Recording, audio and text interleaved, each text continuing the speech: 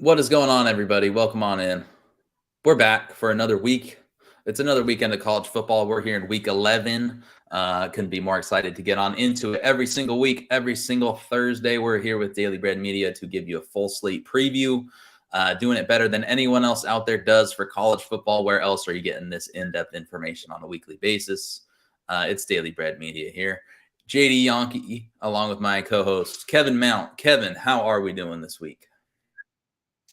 Good, man. I can't believe it's week 11 already. It's interesting late this week, and also for season-long leagues, we'll have week one of the playoffs, so it should be an interesting week overall. Yes, absolutely. Playoff race is heating up. We had some good games last week. Of course, Tennessee got stomped.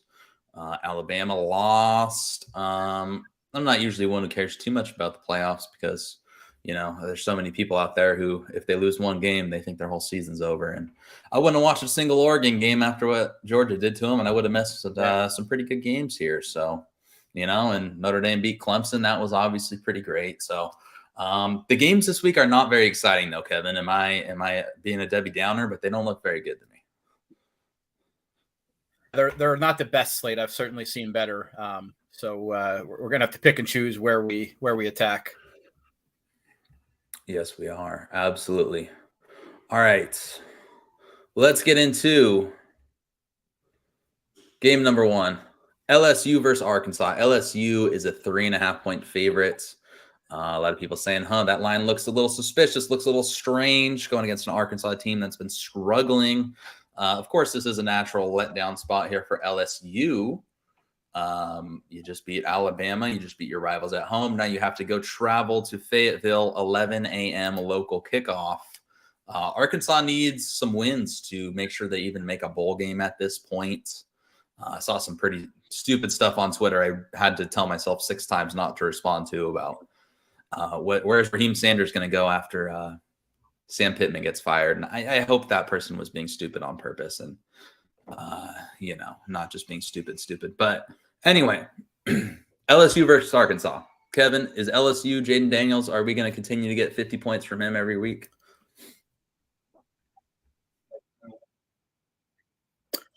He's playing a pretty crappy Arkansas D, so I think there's a good chance that he has a really good game again. As most people think, the line is a little weird because obviously it's a potential letdown game for LSU after just beating Alabama. Arkansas is coming in after a home loss to Liberty. So it'll be close too. But Daniels, Arkansas's defense stinks. We know that. They can't stop the pass.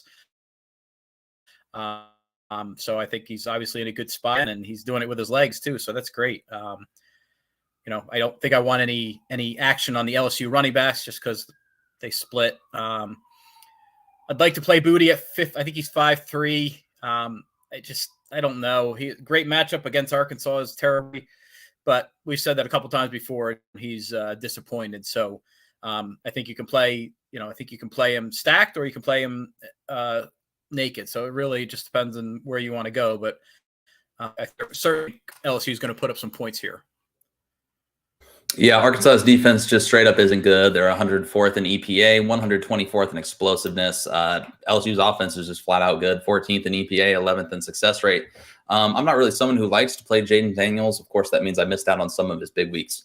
Actually, let's go back in time here for a second. When LSU is playing Tennessee, LSU's offense can't move the ball. LSU is fresh off a 0 passing yard performance in the second half. Kevin, do you remember when I said, hey, let me make a case for Jaden Daniels here in this matchup?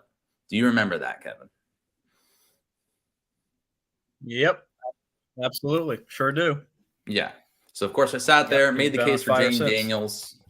Yeah, he's been on fire since. Have I been playing him? No, of course, I just made the case for him. I haven't been playing him enough. So, I don't really know if this run is sustainable. I'll just say this. It's all clicking, all at the right time. They have talented wide receivers. He's a dual-threat quarterback. It's a soft matchup. I think you can play Jaden Daniels, of course. The issue is, of course, he's very expensive. Everyone I like pretty much at quarterback this week is very expensive, and there's a few who don't really run the ball very much, like CJ Stroud and Tanner Mordecai, whereas Daniels does run the ball. The issue is, of course, he's not going to meet them passing wise. He's not going to meet them in those categories. But yeah, Arkansas just can't stop the pass. 124th in passing explosiveness. That's an issue when you're going against guys like Keyshawn Butte at 5.3K. I do think he's in play. I think any of these receivers are in play. The issue is just none of them really gets a million targets. They don't really have a target hog. Dre Jenkins, he only has 4 total catches in the last 3 games. They mentioned getting the ball to him more at 4.5K. So if you believe that talk, there you go. But he has 20 catches on the season. So I personally probably won't be getting there. Other than that, I think Josh Williams, the running back, is just still priced too low. I think he's the best running back in this backfield, double digits in 4 straight games. And then gets a soft matchup against a Arkansas team that ranks 112th in rushing success rate. So I think these guys are all fine. Jaden Daniels being the top option. He is, of course, the poster boy for today's show. It doesn't mean I'm playing him everywhere. It just means blow-up potential, certainly there. All right, flipping it over to Arkansas. Looks like we have some really cheap prices here. LSU does have a pretty good defense, but Arkansas has been scoring on basically everyone if your name's not Liberty. So what are we thinking here, Kevin? Yeah, I actually really like KJ Jefferson at 6'5". He's banged up, but he's been banged up all year, and the dude is pretty tough, and he puts up really good numbers. Obviously, we know he can run. He's actually been a better passer this year than I thought he was. So fantasy-wise, he's certainly worth a look at this price in a game that they're going to score. So, and you can actually have a really nice stack with Landers, who is 5K, and he has been really good late. So his last 3 games, 36 DraftKings points, 18.5, and 21. So at 5K, that's a really good price and a really nice stack. Yeah, I think so. They're just too cheap, right? So I think that's fine. Rocket Sanders leads the SEC in rushing yards, so of course you can always get there. They have 18 rushing touchdowns on the year, right? 233 rushing yards per game. So that's significant no matter who you're playing. But overall, yeah, I think I agree with you that Landers is a fine play. Like, they've been speaking glowingly about this guy since he got on campus. I remember mentioning his name a few times, right? And just not really playing him. And then he's just really broken out. He's been their go-to guy. I mean, Hazelwood gets catches, but he's not dynamic whatsoever. He's not explosive. And LSU allows a lot of explosive passes, 117th in passing explosiveness when they're 17th in passing success rate. So that means they're not going to move the ball consistently, but they're going to hit a few big, deep shots, which is what Arkansas wants to do anyway with KJ Jefferson. So I think that's fine. Like I said, I do not like the quarterback pay down options this week, and KJ Jefferson's playing at home and is an elite dual threat. Now, the issue, of course, is that KJ Jefferson's banged up. Okay, they said he was Malik Hornsby was taking the majority of snaps in practice. That's the same thing they said last week, and they played the majority of that game. I think the offensive line struggled majorly against Liberty, and that was weird. They only scored 3 points in the first 3 quarters of that game. Okay, that's not good. Now you're playing LSU, but like I said, this team has just managed to eventually score points, and the fact that even if their offense isn't scoring a ton of points, it's that they know how to score fantasy points because it's so concentrated in just a few guys. KJ's going to run. He's going to throw. We know that. Rocket's going to get 25 carries and a few catches. We know that. So I like that it's concentrated, and I really like the prices on the slate where it's hard to find a few good pay down options. All right, moving on. We have Missouri going on the road to face Tennessee, who suffered their first defeat of the season a week ago. 20.5-point favorites are the Volunteers. Over under at 56.5. So Missouri not expected to do a whole ton of scoring, but Tennessee's defense, we know, Kevin, really is just not very good. So any chance we're going to get to any Missouri plays here? Flat out no. I want to say love it, but we talked about him last week or the week before, and I think he had nothing. So I don't know that I can go there. Schrader again. He's 4.5, 4,500. He's definitely taken over the backfield for Missouri, which usually is fantasy gold. It's not really fantasy gold this year. That said, he's been looking like the man. So he's not an awful option. Could certainly have 90 and a touch. And at 4.5, not a bad price, but certainly doesn't move the needle too much. I agree with you. I think him and Luther Burden, right, are their top 2 options. The price on Schrader is simply a little too low, even though Tennessee excels at stopping the rush, 11th against rushing success rate, and they're terrible against the pass. The issue is Missouri just can't really throw the ball. But Burden's a dynamic player. He could take a few to the house in tournaments if you want to look that direction. Of course, the volume's been all over the place, so tournaments only. All right, looking at Tennessee, by now, everyone knows they're one of the best offenses in the country when they're not playing Georgia. Strange thing here is Missouri has been absolutely amazing defensively this season. I don't really know what happened there, so I'm just going to give, because they were bad a year ago, I'm just going to give all the credit in the world. They have a new defensive coordinator, Blake Baker. I don't think I've ever said that name, and I don't think I've ever heard that name. So people need to be saying the name Blake Baker, because Missouri has been excellent defensively out of nowhere this season. That being said, slowing down Tennessee is kind of a whole different animal. So Kevin, what are we thinking here on Tennessee side of things? Yeah, they certainly don't have the horses that Georgia does to slow them down. So they may muddy it up a little bit because that seems to be kind of their MO. But I think any of the Tennessee guys are decent options. Hooker should have a big bounce back game. I'm not really interested in the running backs. I know Small got banged up last week. So I'm probably not interested in the running backs. However, I think Hyatt's going to bounce back. And even though, he had, I don't know what he had, 6 catches, 7 catches, and not for very many yards, but Cedric Tillman looked healthy. He got separation. He was open a few times for his corners. So I would say Tillman is back. And when he's back and he's 6.5, I think it's a great play.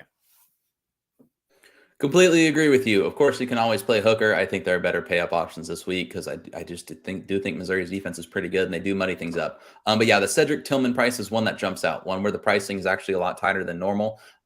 There's some really good pay up options at wide receiver. If you're able to get one of those, I think throwing in Tillman along to pair with them and maybe getting affording 2 elite wide receivers.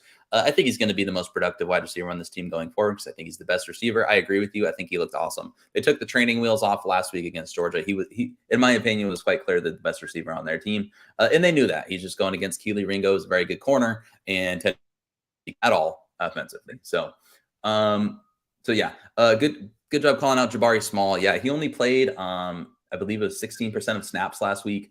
Jalen Wright went in, racked up 21 carries and played 62 snaps. So that would make me interested in Jalen Wright, except the coaches specifically this week in an interview said, we do not want to be giving a running back 60 snaps. This is the Josh Heupel offense where they like to rotate backs.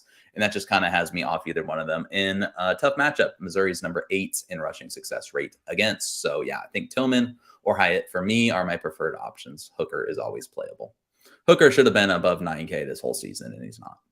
All right, flipping it over to Oklahoma, going to Morgantown. Oklahoma, an 8-point favorite. They seem to be rolling a little bit here. Over-under's at 68, so we're going to naturally be inclined for some fantasy points here. Oklahoma's been overpriced all season, but the price is more manageable this week, and it was more manageable last week, and they had a pretty good week. So what are we thinking here on Oklahoma, Kevin? Yeah, they have, as you said, they have come down a bit in price. I'm probably not going to get to Gabriel. He's decent, but he's the upside that some of the other guys do.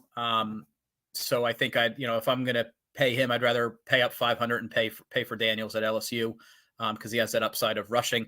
The guy I really like on Oklahoma this week against a not so good West Virginia defense is Eric Gray. So the Tennessee transfer finally looks like a stud running back. He's been really, really good. And I like him a lot. I think he's a really good play. He's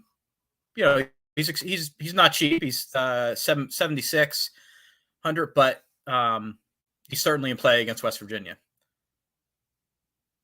Yeah, I think West Virginia's defense is just flat out terrible. So I don't mind anyone on Oklahoma. I'm definitely going to be playing Dylan Gabriel over 22.5 fantasy points on Prize Picks. I don't know what that deal is.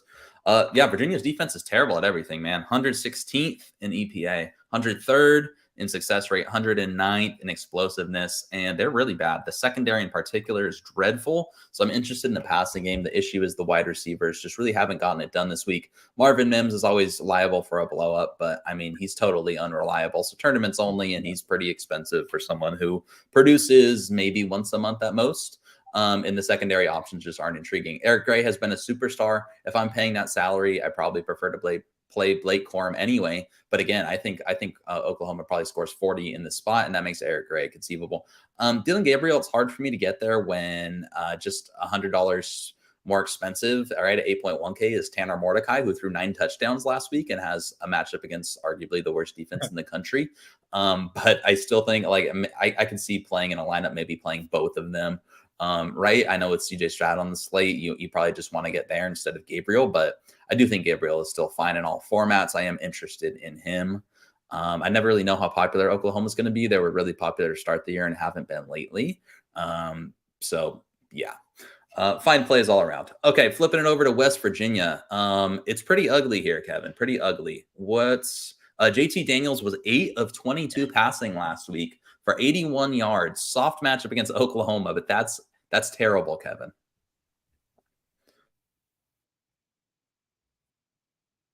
Yeah, he's just. I mean, he's just not good. I know he was so highly recruited, everybody loved Georgia, but he's just not. He's just not very good. He hasn't shown anything at West Virginia, and he has decent receivers. Prater and Ford Wheaton are good receivers, and he just can't even get the ball to him. So then he's stopping the run, but Mathis is out. Obviously, the great tight end CJ Donaldson is out. So where you got, where's West Virginia going to exploit him? I don't see it. So I'm probably not going to have any West Virginia exposure. So I went on West Virginia's their beat writer on 247. I went on their VIP subscription today, and they said Tony Mathis should come back for this one. They said he's practicing, so I know it shows him out on DraftKings.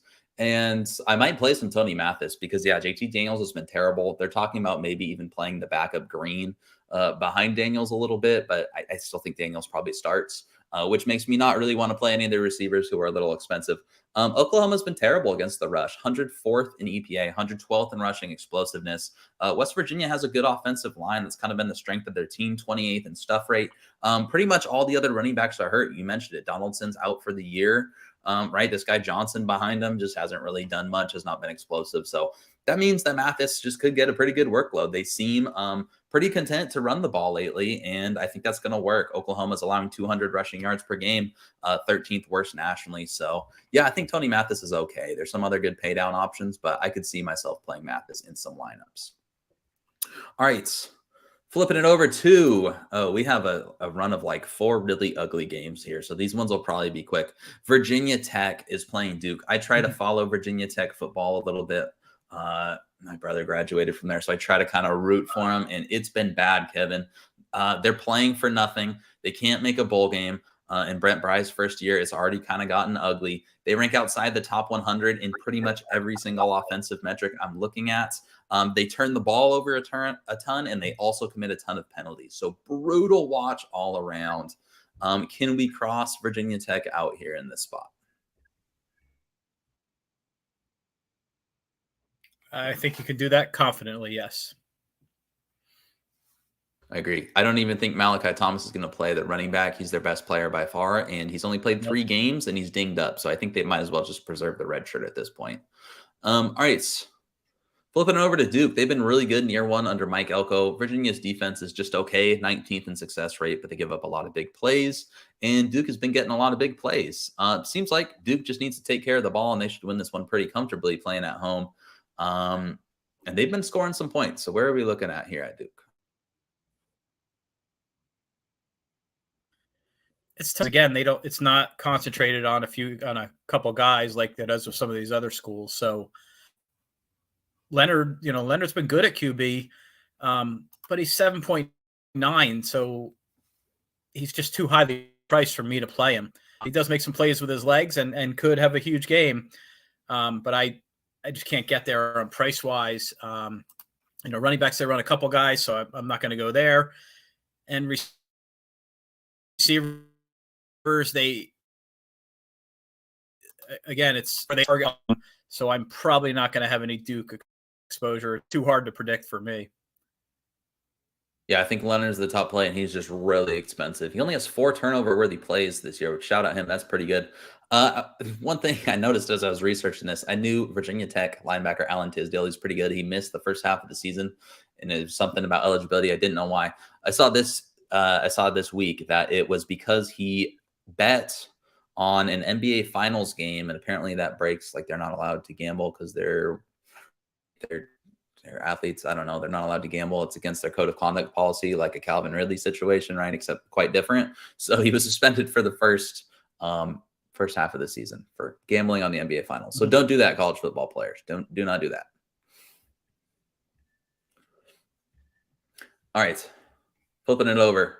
Purdue versus Illinois, only a 44.5 point total. So probably not a whole lot of interest here.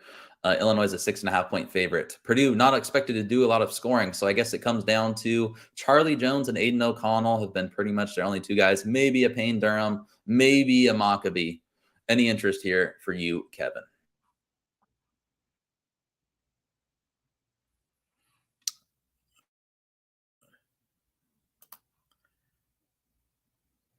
Kevin, you with me? Yeah, Charlie Jones, really good. Oh, sorry. Yeah, Charlie Jones, he's been really good, but it's a really high price to pay against a really good Illinois defense. So I probably won't get there just because of the price. Aiden O'Connell, he never leaves the 6K range. He's always 5.9, 6.1, 6.2. And he could certainly have a decent game, but Illinois' just defense overall has been pretty good. So this game should be, Illinois probably controlling the clock. So I'm probably not going to get there on any Boilermakers this week. Yeah, Illinois' first in scoring defense, only 10.4 points per game. First in total defense, only allowing 232 yards per game. They have a cornerback, Devon Weatherspoon, who they might just stick on coverage, and Charlie Jones. And they held Trey Palmer, one of the other nation's leading target getters. I remember covering that game and saying, well, this guy gets a lot of targets and he's expensive. I don't really want to play him, but you can if you want to. And then Trey Palmer had one catch for one reception in that. One catch for 1 yard in that game. So that's not really good. So I know Jones, he has 944 yards. No other receiver has over 300. So I'm not playing them. These secondary guys have been absolutely terrible. Payne Durham, the price is too expensive for me. Illinois has only allowed 4 second-half touchdowns all season. So no, thank you. Illinois, supposed to be a low-scoring game. They have Chase Brown, and then they're not really able to throw the ball. So I guess it comes down to, Kevin, are we playing Chase Brown this week or not? I mean, he's going to get a ton of carries as he always does, and so he pretty much is their offense. Again, he's expensive though, 8.1, but I think he's fine if you want to go there. He's certainly a good. I would think he's a better cash game option, but you could certainly make the case to play him. He's been just phenomenal all year, and he is the Illinois offense. So. I don't know that I'm going to get there, but I could certainly see playing him. Yeah, I completely agree. I think Purdue's strength is their front seven, and I think their weakness is their secondary, whereas Illinois' strength is clearly running the ball, especially with Chase Brown, and then they're not very good throwing the ball. So overall, it sounds like kind of a low-scoring, ugly game to me. I guess if you want to play Brown and cash, go ahead, but that's certainly not where I'm going to look this week when you could just get a ton of studs at wide receiver and quarterback and get some running backs who are just way too inexpensive this week, who we'll get to later. All right, flipping it over to Indiana, Ohio State. Oh my gosh, Ohio State's favored by almost 40 points, 39.5 at home. Over under 58.5. Yeah, Ohio State's looked pretty bad at some times this year. They've looked like a Death Star at others. Of course, they looked terrible against Northwestern last week, but there was a ton of wind and rain in that game, some very bad weather. So I guess that's an excuse. I don't know. Indiana, we're skipping Indiana because it sounds like Connor Bazelak's going to come back and play this week, but Tuttle's out, their best receiver's out. They're a complete and total mess. So I'm just going to assume we're going to skip them. Go right on over to Ohio State. Kevin, Ohio State, are we stacking them this week? And if so, who do we have our eye on in particular? Yeah, I mean, I think this is the week probably to stack again. It's always a decent option. They looked awful last week against a really bad Northwestern team. So I would think they come out pissed off and they 55, 60 points on an awful Indiana team. So Stroud, I think Stroud last week was the first week he didn't throw a touchdown pass, or did he? I don't think he got one. I don't think so. So I would expect Stroud to go for, this seems like one of those 405 games. It just seems like it. And with that said, Harrison Jr. should have a big one. Ibuka should have a big one. I don't think he's going to play again this season. It's where we know where the balls are going, right? So it's concentrated with Harrison Jr. and Ibuka. So it's expensive, but you could certainly do a double stack with Stroud. and then pay down at running back as you alluded to earlier. So yeah, I think this is the week probably to stack them because they should come out really angry after how bad they looked last week. Yeah, of course, playing CJ Stroud the week after he averaged 2.9 yards per attempt is not, you know, not exactly the easiest thing in the world to do. But yeah, I really like CJ Stroud this week. There was some really bad weather in that Northwestern game, and watching it, I mean, I guess I'm just going to give them a pass because they've been really, really, really good otherwise. Kevin, if you could go ahead and hit a quick refresh on your end. I know we're getting a little bit of lag. Not sure if it's on my end or your end, but always worth a shot if you could just exit out real quick and rejoin. We'll give that a shot. Yeah, I think Stroud is absolutely totally fine. I agree. I'm not sure we see Smith and Jigba in a game they're favored by 40 points. I'm not sure if we see Trey Henderson. Sound like they spend the same left foot injury he's been dealing with forever. So I'm not sure if he plays this week or not. He took last week off after. I mean, it's been the same thing with both of these guys. Are they in or are they out? It's been a complete and total mess. If they're all both, or if Henderson's out, of course you could play Mayan Williams at 7.3K. They barely ran the ball against Northwestern. He still got 2 touchdowns, 26 points, even though they could barely move the ball. So I think he's fine here against Indiana. The thing with Indiana, I've mentioned this a few times, they're actually pretty good at stopping the rush. 12th in EPA, 11th in rushing explosiveness, and they're absolutely miserable at stopping the pass. That's why I think it could be a CJ Stroud stacking week. I really love Marvin Harrison as far as the pay-up options go. I think he's kind of clearly established himself as the top guy. Emeka Egbuka was super solid to start the year, and he's just kind of fallen off lately.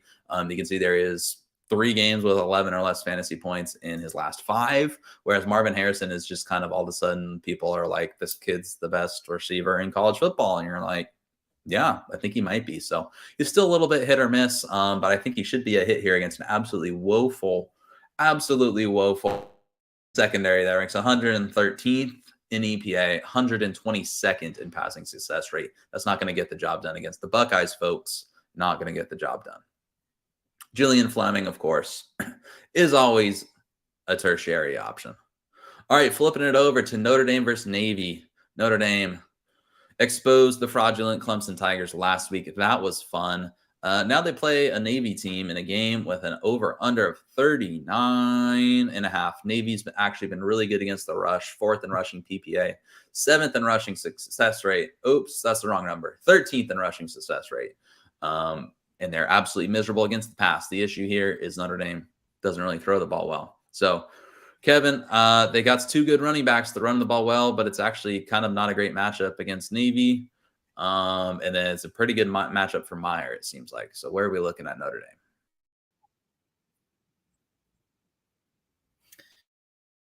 Yeah, like you said, the running backs, they have been running the ball well. But neither one's flashy. I'm probably not going to play them. I think there's just better options in other games that are cheaper. Mayer should have a good game. There shouldn't be anyone on Navy's defense that can match up with him. However, his price has risen. He's 6.8. It's pretty expensive. I think it's the most expensive he's been all year. So with the total so low, I don't know that I'm going to pay for him, but I could see him certainly having a decent game. Yeah, I think Estime is the best play from Notre Dame, but again, Navy's rush team's been pretty good, and they limit possessions. That's what Navy does. They make it ugly. So there's a thing to that, right? There's a game script. This one should be extremely low scoring.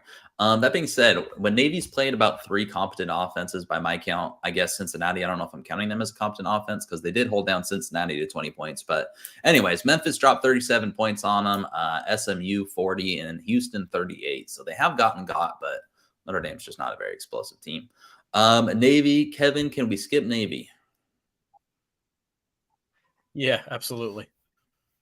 Yeah, I saw a funny thing from the days of Keenan Reynolds are over. So yeah, Keenan Reynolds is over. I saw a funny thing by a Notre Dame beat writer where he was like trying to list positives for Navy offense. He couldn't really find any. So he said they do lead the nation in 5'8" running backs. So there is that. If that's your cup of tea, 5'8" running backs. All right, SMU versus UCF. This one, I was talking to Kevin off air. This one's going to make or break the slate, quite obviously, when there's a total of 72.5. SMU just played in a game against Houston where it was, 77-63, just a ridiculous basketball score. And now they're playing a USF team that just fired their coach. Yep. Jeff, Scott, Stans, where you at? You guys are very loud on Twitter before the season. Where you at? That's right. Crickets. USF's defense is horrendous. So, Kevin, tell me all about the SMU stack. Yeah, I mean, you can really play anyone, right? You certainly, obviously, Mordecai threw 9 touchdowns last week, just ridiculous. And throw 5 or 6 here. South Florida is not going to have any answer for the passing game or the running game for SMU. So Mordecai, Rashee Rice, obviously is a stud, gets it every week, gets a ton of targets. A guy I like, and he had a decent game last week, and I like him as a cheap play this week, is Maryland at 3.5.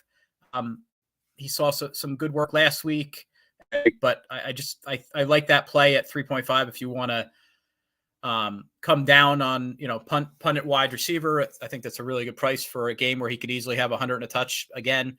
And then South Florida's defense is, I think it's even worse against the run. It's brutal. And last week with Siggers out and with Cam Wheaton out, Levine just went nuts. He's 3.4. That's one of the running backs we were alluding to earlier. If those guys are out and Levine's going to get, then he's got awful South Florida run D. So 3.4, it could be a great play. Just have to see if the other guys are out. Yeah, it's really hard not to play these guys. Like, I think they're all going to be really popular, and I think they should be. Like, USF's defense is so bad, and they returned everyone from a year ago, and they still suck. They don't know how to coach. They don't know how to play. This team stinks. And the thing with SMU, Rhett Lashley, right? Okay, he's now the head coach at SMU. He was the offensive coordinator at Miami a year ago. Look at how Miami's looking without Rhett Lashley now that they have Josh Gaddis, who was named coordinator of the country a year ago. What a joke.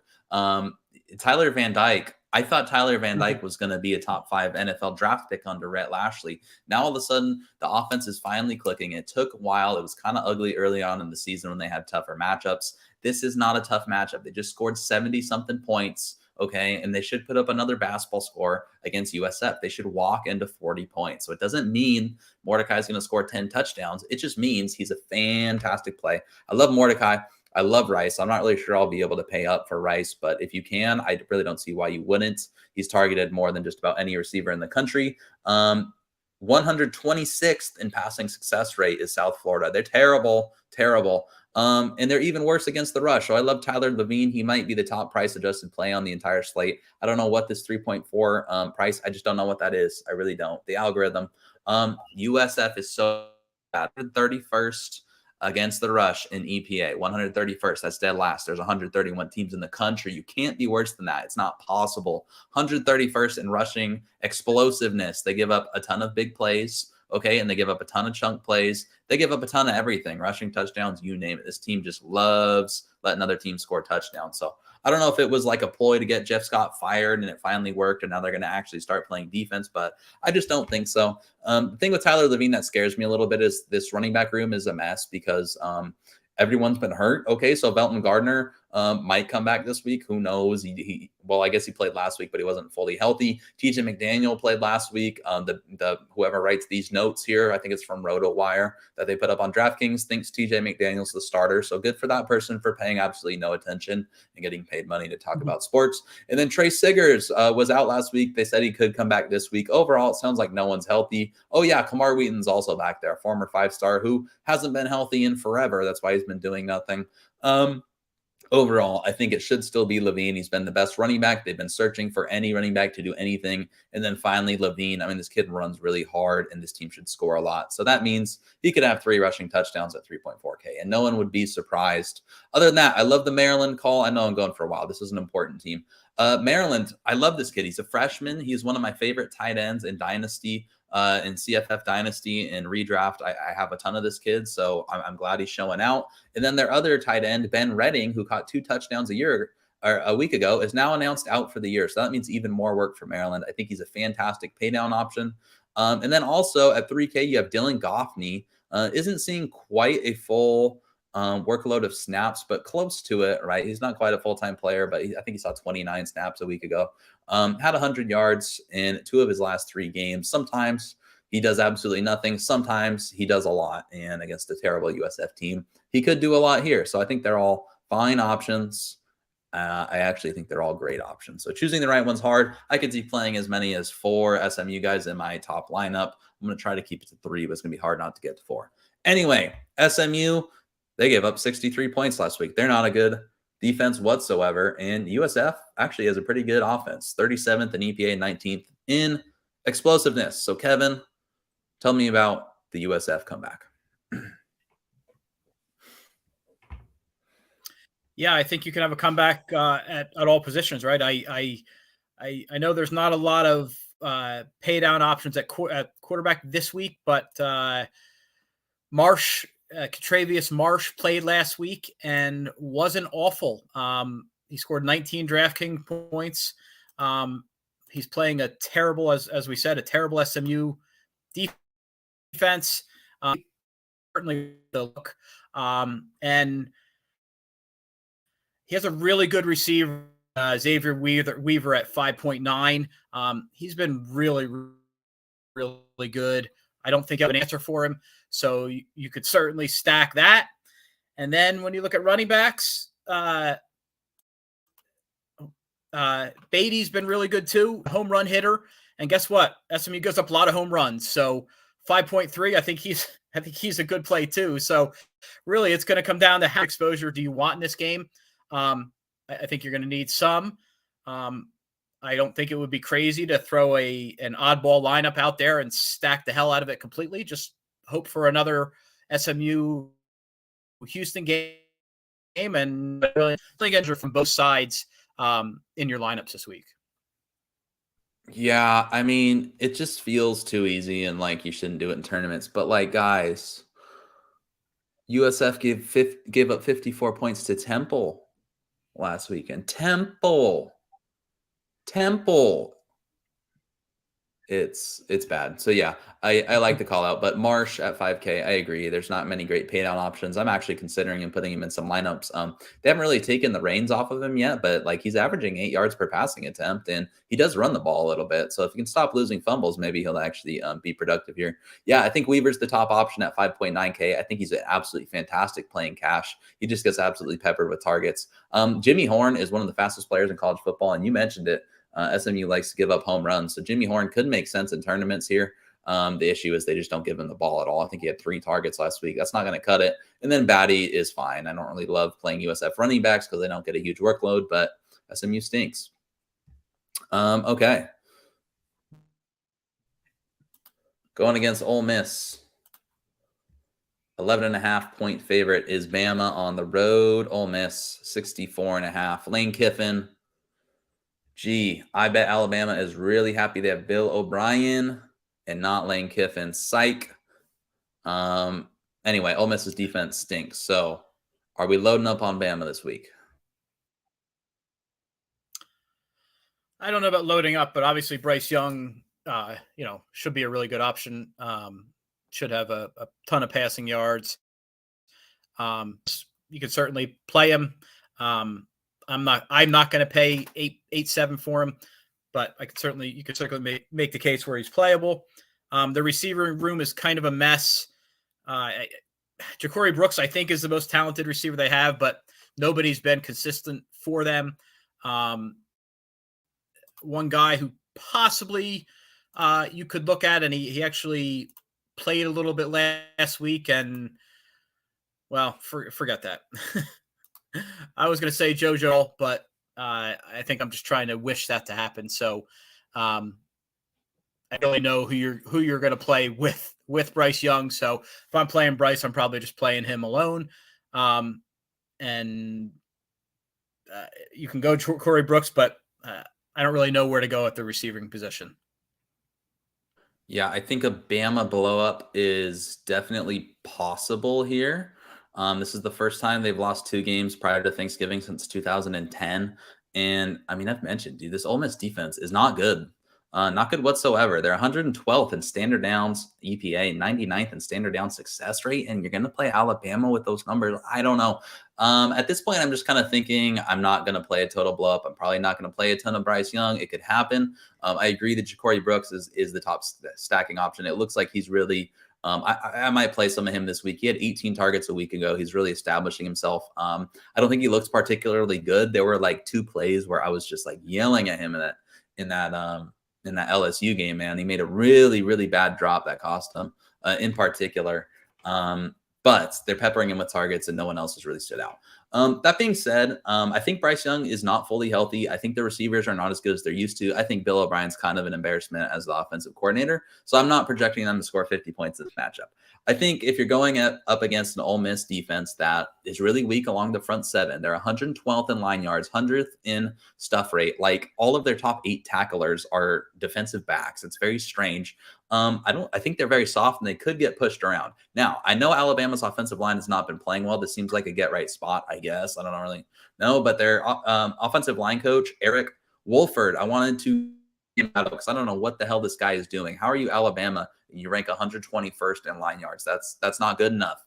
That's not good enough, okay? They're not getting the production they need. That being said, the last time these two teams played, Alabama ran the ball 50 times. I could see them doing that, kind of taking the air out of the ball. Ole Miss's defense, like they gave up 553 rushing yards and 8 rushing touchdowns combined to Auburn and LSU, like 2 okay running teams, but not really 2 like juggernauts running the ball, I would say. So that's really bad. It looks better in recent weeks, but I think it could be a blow up spot for Jahmyr Gibbs. The issue is he's just not really seeing that full workload lately, right? Like Jason McCollum's a good back, and then Roydell Williams is siphoning off the goal line usage. So overall, it just makes me seem like I'm not going to play a ton of Bama, but Gibbs and Brooks would be my preferred options if I was. Oh, Cameron Latu, the tight end. It keeps seeming like he should have some big weeks and then in a really good matchup here at 4K. That's interesting to me. I did play a decent amount of him when he was too cheap last week, but he only got me 8 fantasy points. So there's that. And they've been using him to block more because the offensive line is, again, underwhelming. All right, so looking at the flip side, Ole Miss. What are we thinking here on Ole Miss, Kevin? Joe's a big fan of Judkins. We love him. The kid's a monster. His price actually is the highest in all year. He hit 7K. I think but I'm probably not going to pay that price for him. Alabama obviously is not what they normally are defensively. However, they are still Alabama, and in a game where they could be Ole Miss could be playing from behind, I'm probably not going to pay for him. I never pay for Zach Evans, so that's not even a question for me. And they don't really have any receivers, and I'm not going to pay for Dart, so probably not going to have any Ole Miss guys this week. Pains me to say, but Judkins will not be in my player pool. Yeah, Judkins leads the SEC with 13 rushing touchdowns, and he's a true freshman. So that's awesome. Ole Miss, they average 267 rushing yards per game. They've surpassed the 300-yard mark in 4 different games. Of course, none of those teams are as good as Alabama. So I'm not going to project that to happen here. We all remember, I believe it was 2 years ago when Ole Miss just ran all over Alabama. So I guess that could happen here. But overall, I don't know. Bama struggled with a dual threat last week in Jaden Daniels. Now they play Jackson Dart, who is a dual threat. I just don't think he's as good as Jaden Daniels. He actually has a lot of similarities to Jaden Daniels in that he has all the physical traits. He's just inaccurate, imprecise, and then transferred to an SEC school. I think Jackson Dart will probably blossom eventually, and he's been fine, don't get me wrong. Similarly to what Jaden Daniels is doing right now in a dual threat scheme that's going to be perfect for him in Lane Kiffin's offense, right? But as of right now, he is not up to Jaden Daniels' par. In my opinion, just not accurate enough. Mingo leads the team in receiving, and he averages 22 yards per reception, but it's a difficult matchup overall. I think Judkins is the top play at 7K, but the pricing is really tough to get to on Ole Miss. All right, flipping it over to Iowa State. That's always yucky for DFS purposes, but I do like watching this team play football, man. They do play some pretty hard defense. It's fun to watch. But over-under is only 48.5. I guess the Big 12's not back. Iowa State favored by 1.5 points, so should be a close one. I'm assuming this means Spencer Sanders isn't playing on the other side, but Hunter Deckers is cheap again, Kevin, and he has a fantastic matchup again. Are we going to be suckered into more Hunter Deckers action? I'm not going back there. I can't take the abuse. I'm not going back there. Actually, Oklahoma State is not what it usually is. It's actually real. It's real. So if I'm looking here again, here's one of the low price running back options that we were talking about earlier. With what is he? 3 point? Where is he? Oh, so he's 3. So Norton, the freshman, is 3.9. Got the majority of the run last week. I don't think Brock played. Even if Brock plays this week, I still think Norton is a decent play at that price. Oklahoma State can't stop the run. They don't stop anybody running the football. Iowa State can run the football. So I won't be going back to the Deckers train. I will, however, probably hop on board with Norton a bit just because of the price. It's too good. I made a lineup just testing around, and I somehow ended up with 3 Iowa State players in it. So I might need to do some more thinking about this one, Kevin, because I've been hurt by them before. But Hutchinson just gets peppered with targets like nobody else in the country. I mean, who else is going to put up 10 receptions in 3 straight games? So fantastic play in cash if you're playing in large field tournaments. Of course, there's other options. Hunter Deckers is a big lefty who runs the ball a little bit, and he throws the ball a lot. This team ranks 11th in passing rate. So they throw the ball a lot. They just don't do it very well. But he's 5.7K, and this is a great matchup against a terrible Oklahoma State defense. Oklahoma State defense, I have been fading with success for like 2 months now. So I might go back to it a little bit.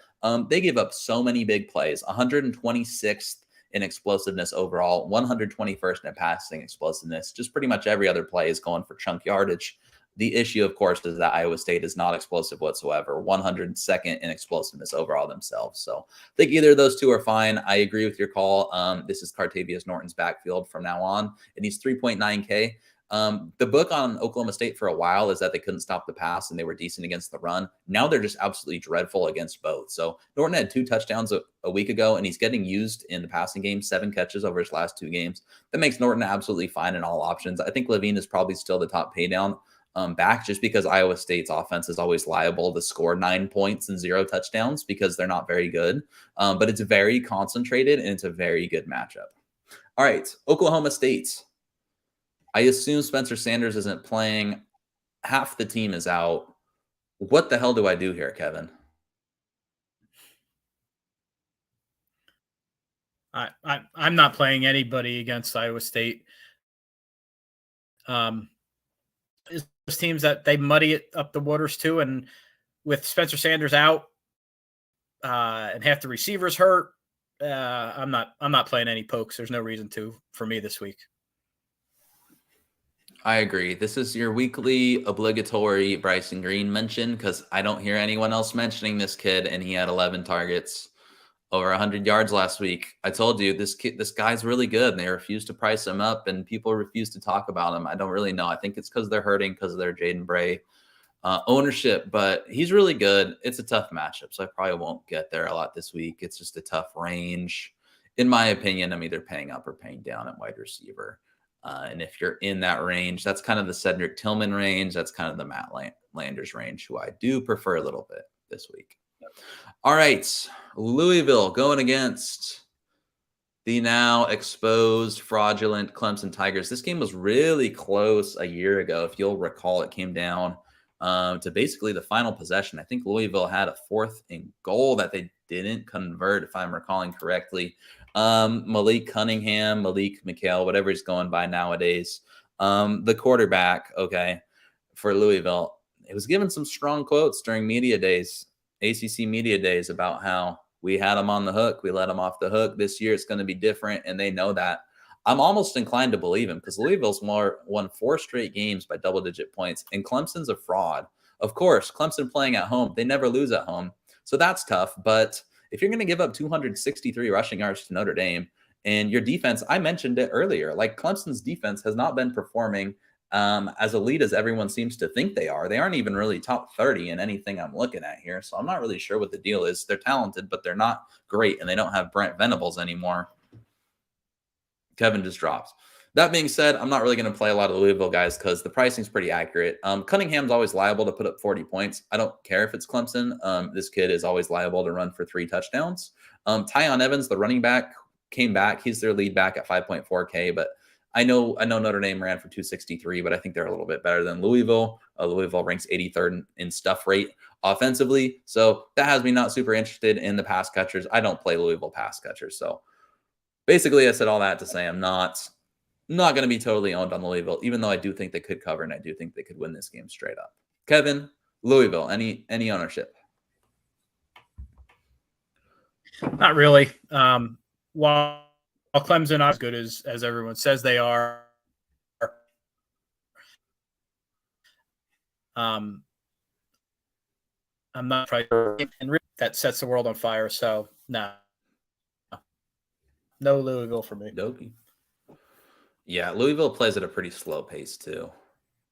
All right, Clemson. I've been talking too much. Kevin, you tell me all about Clemson. What's the stack this week? DJU, can I play both him and Klubnik in the same lineup in case they both play? These quarterbacks, everyone loves to flood my Twitter feed talking about, even though I don't know why. Let's talk about them. Yeah. I won't play. They're not worth it. They don't do much, right? I don't want to pay 6.7 for him. I mean, he's decent, but I think there's much better options.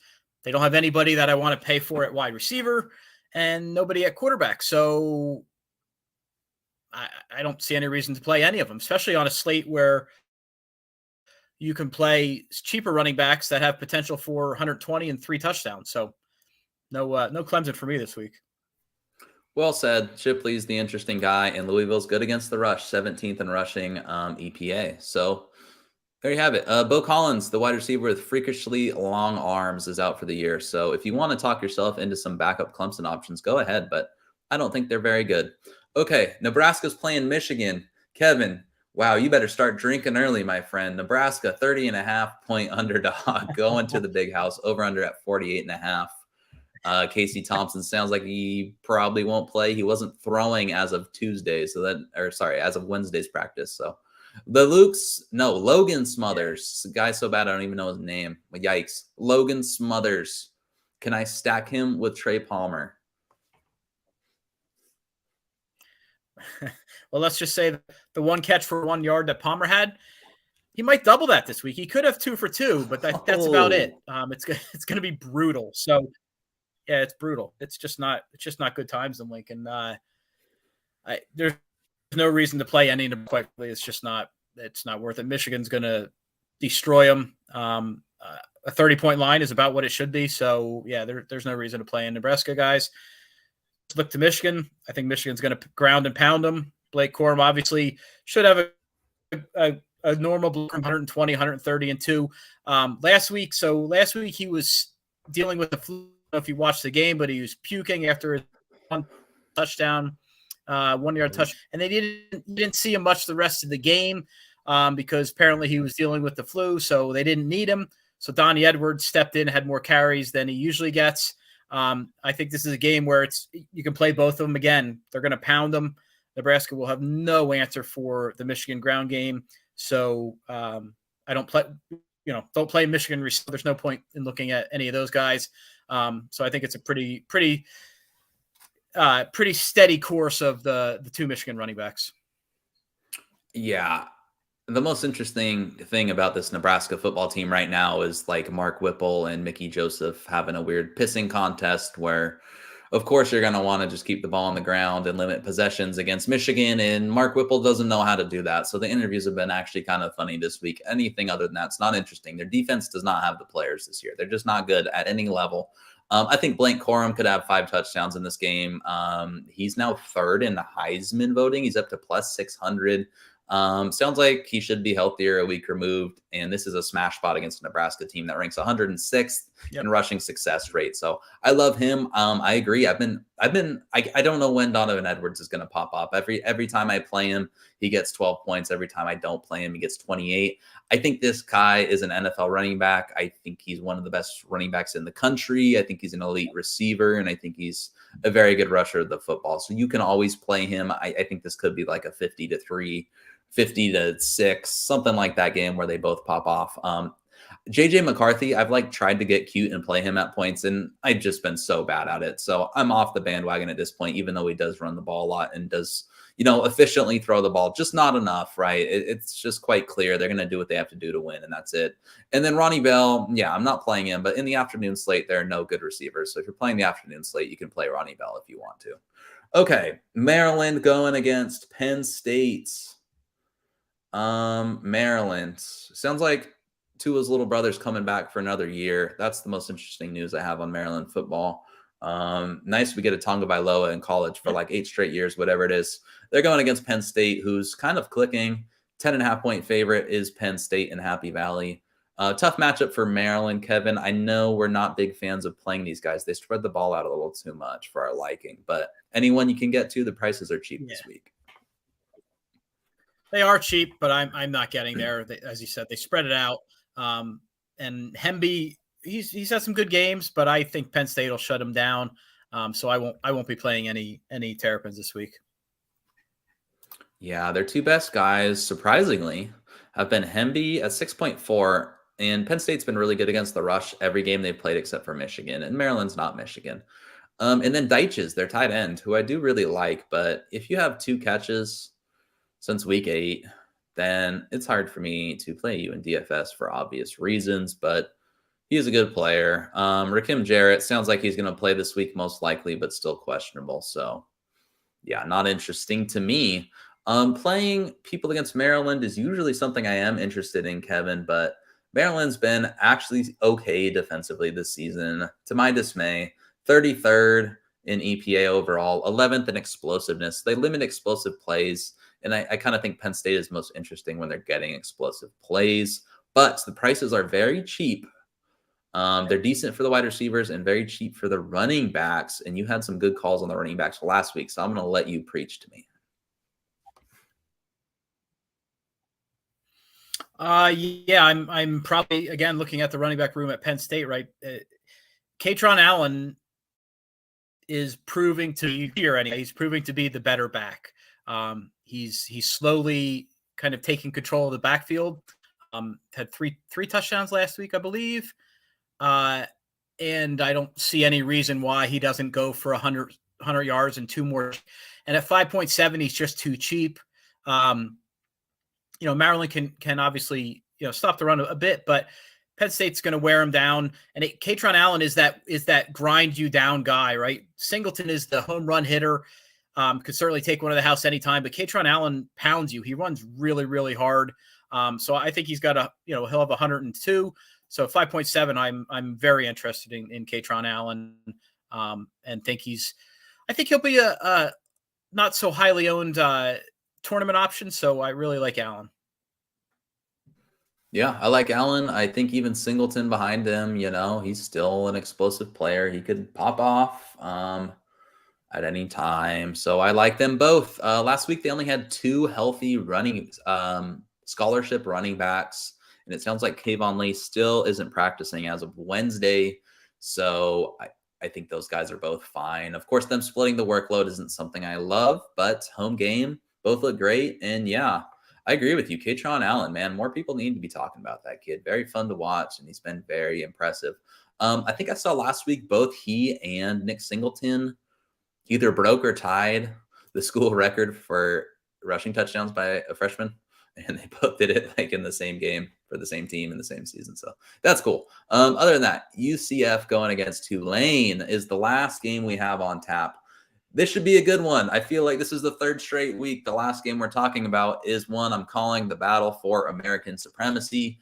Tulane's favored by 1.5 points at home. Over under is 54.5. So this is kind of smack dab right in the middle. It's just kind of choose whoever you like. And I don't really know who I like in this game. Kevin, do you have a strong read on this or anyone you like playing on either side?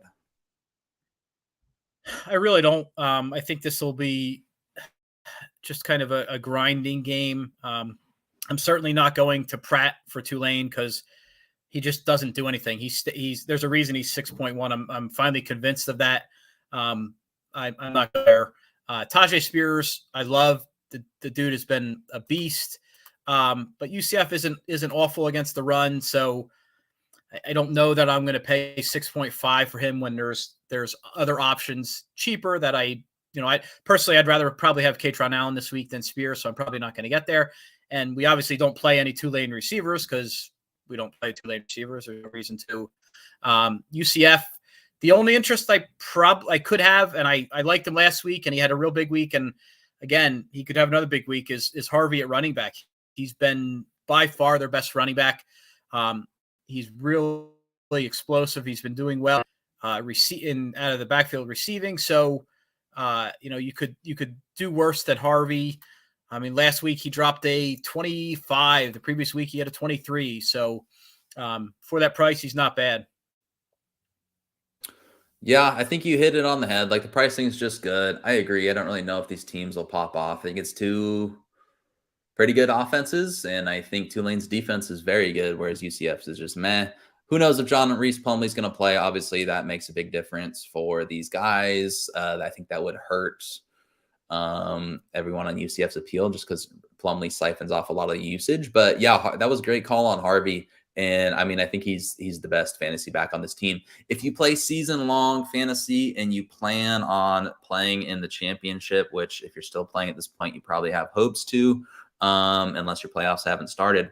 RJ Harvey, if he's available, please pick him up. They're playing South Florida during the championship week. That could give you a very cheap flex play against the worst rushing defense in the country. So there you go. I think you hit it on the head. There's no one I'm dying to play here. Any of the skill position guys are fine. No one I'm banging the table for. And personally, no one I'm really going to have any sort of serious ownership in. All right, we have reached it. We were just over an hour. Thank you guys for hanging out with us. As always, Daily Red Media here again. Make sure you subscribe on YouTube. Make sure you subscribe on Twitter. Follow if Twitter's still here in the morning, because who knows, seeing some crazy stuff every time I log on Twitter. But I don't pay that any mind because we don't have time for that. We just have time to try to win some money on college DFS. So with all that being said, Kevin, what are your final thoughts here on the slate? Any last pearls of wisdom for us? just pick the right guys in the USF and SMU game and see what happens. That's good. As we discussed, that's going to make or break the slate. So yeah, like if you're someone who usually plays one lineup, maybe play two and just play some different SMU or USF guys in there, because who knows, there'll probably be a lot of points. Okay, last plugs before we go. Make sure you check out my stuff on Devi Watch. Been the lead CFF guy for them this year. Been a lot of fun, a lot of work, and a lot of fun. And having a pretty good CFF year. So hopefully you're following the advice in the off season. Other than that, props. I'm over at Fantasy Points this year for the college football props. So if you want to check out Fantasy Points for that, we've been going crazy lately. Had some pretty good hits last week. Prize Picks, they don't know what they're doing for college football. I talk smack about the DraftKings algorithm. Whatever Prize Picks algorithm they're dealing with needs to go back to school. Okay, it sounds like a second grade dropout they have there running their algo. So other than that, thank you as always for tuning in. There's the reason we do this every week. We will see you this time next week. Later.